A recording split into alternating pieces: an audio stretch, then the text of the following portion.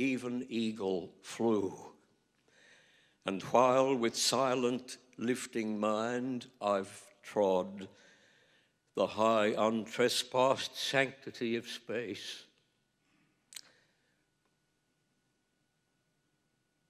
put out my hand and touched the face of God.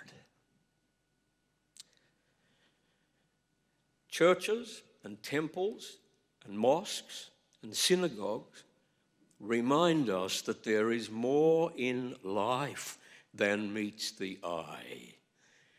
They invite us, in John McGee's lyrical words, to slip the surly bonds of earth and touch the face of God. They witness to what I like to call a loftier focus. So to my second point, they remind us of what I would call a social bond. Last August's edition of a magazine called The Monthly, which is a somewhat left-wing magazine that I subscribe to, and some of you possibly subscribe to, it contained an article on civil ceremonies, weddings, funerals, and namings. That's the secular equivalent of an infant baptism. It quoted a Sydney JP, whose name is Mary Roddy, who made the observation that civil marriage ceremonies often reflected what she called the atomic individual. Now, what's that? She explained. She said, this notion thrives on the idea that the individual is like an atom, with no necessary innate connection to a community or society beyond themselves, where each individual is autonomous and has the right to do whatever she or he wants without necessarily having any concomitant responsibility to the society in which she or he lives. That was what she meant by an atomic individual. One of the great movies of all time, which some of you, I've no doubt, will remember, is For Whom the Bell Tolls, based on Ernest Hemingway's book of the epic novel, really, of the same name, about the Spanish Civil War. It was released in 1943, and it starred Gary Cooper and Ingrid Bergman. I was 12. Yes, I was. If I'd been a little older, I would have fallen for Ingrid Bergman and pursued her to the ends of the earth. Hemingway got that title, For Whom the Bell Tolls, from something which was written by the 17th century's John Donne. John Donne was born Catholic, and he went at first into the law, and then he changed his tradition. In his late 30s, he became an Anglican, duly a priest, and then finally Dean of St. Paul's Cathedral in London, where some of you have probably seen his memorial. His most famous words are in Meditation 17. No man is an island entire of itself. Any man's death diminishes me because I'm involved in mankind. And therefore, never send to know for whom the bell tolls. It tolls for thee.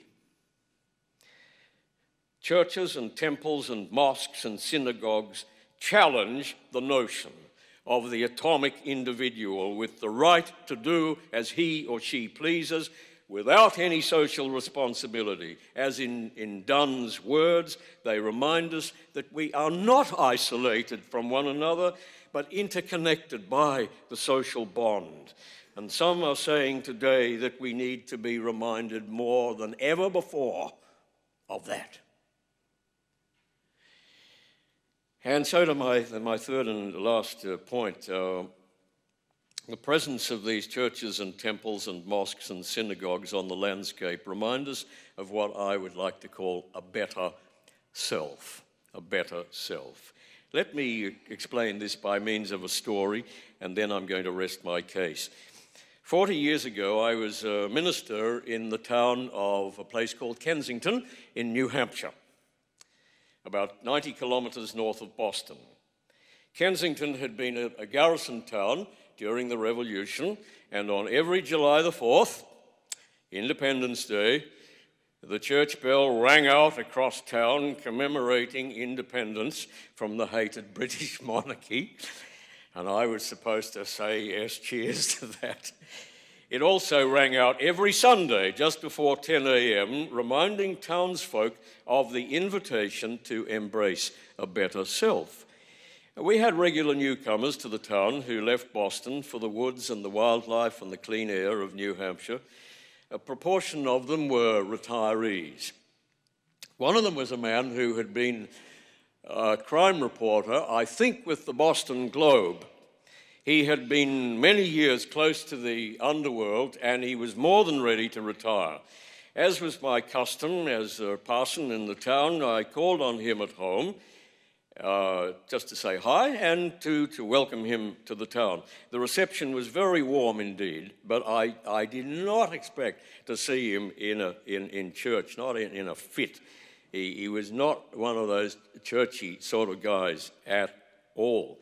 And somewhat to my surprise, he was there the next Sunday, and I thought, oh, well, that's what's happened.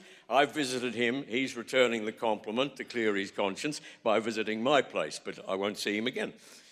Well, I did. He was back the next week, and the next week, and the next week. And one morning I was driving past his place. I saw him on the tractor, and I pulled up until he came round level with me, and I said, it really had been good to see him in church and getting acquainted with the troops there. And I said, pardon me asking, but what prompted you to come? And he said, and these are almost his exact words, he said, Parson, I'm not a religious man, but I'll be there every Sunday.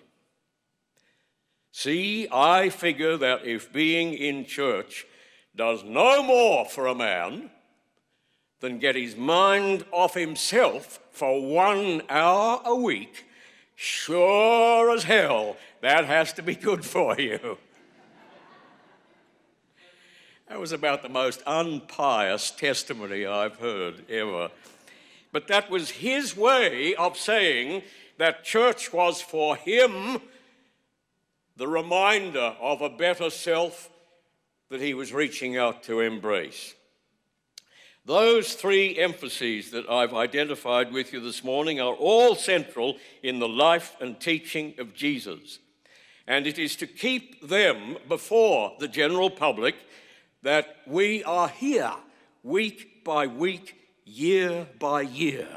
More than 70 years ago, I sat down there with my parents when I was a small boy, when this place and its people were together the flagship of progressive Christian thought in Melbourne. It has always been so.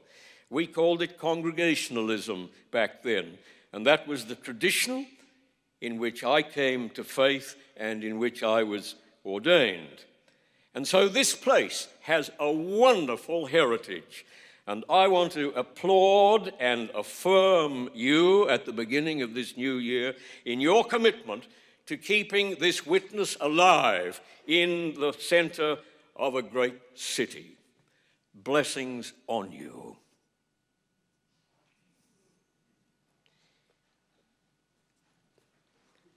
We're going to move in just a moment into the sacrament of Holy Communion.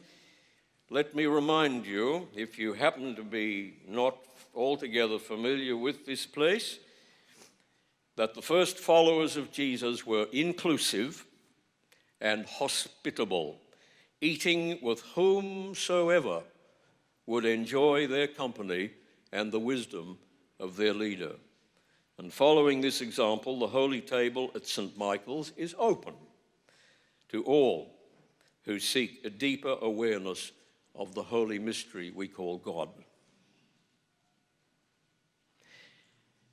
In a moment, you will see the candles being lit, and I want to remind you that they are lit today for those who have been hurt by churches or by clergy, for those who are looking for an exciting purpose, for those who are looking for good connections.